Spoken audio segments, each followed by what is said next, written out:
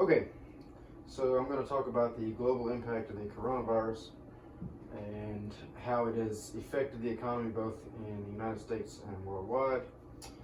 As of right now, the United States is leading the cases worldwide. We have over 120,000 now. Based on how things are currently, the economy is declining in growth as a whole, and it's expected to take an even larger hit. As a taxpayer and a citizen, you will benefit from both aspects to know how the stock market is going to be affected and the money and the growth. I watch the stock market nearly every day. It has been fluctuating up and down for the past week, but it has stayed in the red for the most part. So for my main points, I'm going to talk about the unemployment in the United States, how this has affected the money from the travel aspect, and I'm also going to do a comparison or breakdown of this compared to SARS in 2003. So for the first main point, I'm going to talk about the unemployment in the United States and where the unemployment rate was prior to the first outbreak. So according to BBC News, nearly 3 million United States citizens have now filed for unemployment. The rates before that were, the biggest rate was close to 700,000. That was between the recession of 2008 to 2010. The week prior to the 695,000 that filed back then were 282,000. And that's less than half of the 3 million that we are dealing with currently. 3 million is roughly 1 to 2% of the entire population of the United States. The rise in unemployment, so actually just in the last week or two, from March 15th to the 21st, crushed any of the other previous records. Like I said, 695,000, that was actually in October of 1982. So this is probably between 3 and 4 times that amount.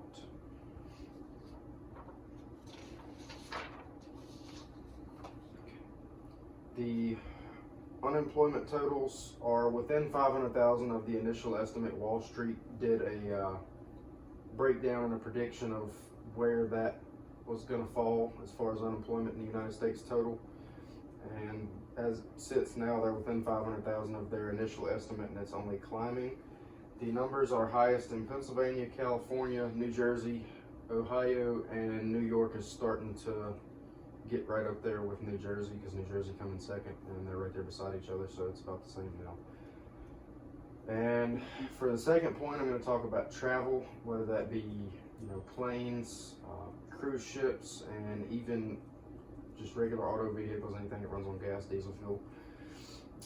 The airlines have taken a pretty significant hit within the last probably 2 to 3 weeks. You can get an airline ticket for anywhere between $10 and $15, just depending on where you want to go. It's pretty cheap now, but most of them, they're actually shutting down right now, because that's how a lot of the disease was being transported. People were coming back from other countries and bringing it on the airlines, and that's how it got here in the first place. But if it's not shutting down, I think the most expensive plane ticket right now for United States domestic travel is $28 for an airfare ticket to Orlando. And the cruise liners have taken a big hit. Most have canceled cruises or postponed them at least through the end of May currently. Carnival, they offered their ships for the time being to be used as offshore hospitals, using their bunks, cabins, and things of that nature to do offshore hospitals, whether it be for if a country decides they want to use their ships for coronavirus patients only and put them on that ship, or they can put people on there and use their own land hospitals as a resource to combat just the virus and splits people up. That way they're not cross-contaminating.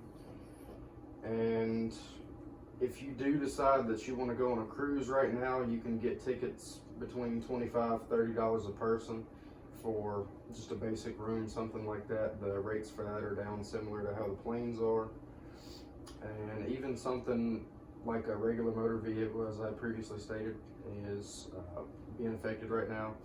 A lot of states have travel bans going on, like not allowing people to travel at all unless you need necessary supplies, and this has caused gas prices to drop by a lot. It just depends on where you live, what the actual price is, so there's not an exact amount or estimate as to how much it's dropped from where it was before, because based on where you live is what affects that.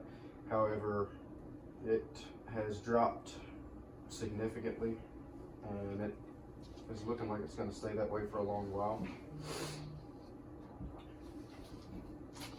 And for the third point, I'm going to be talking about the SARS virus of 2003 and how these compare to each other.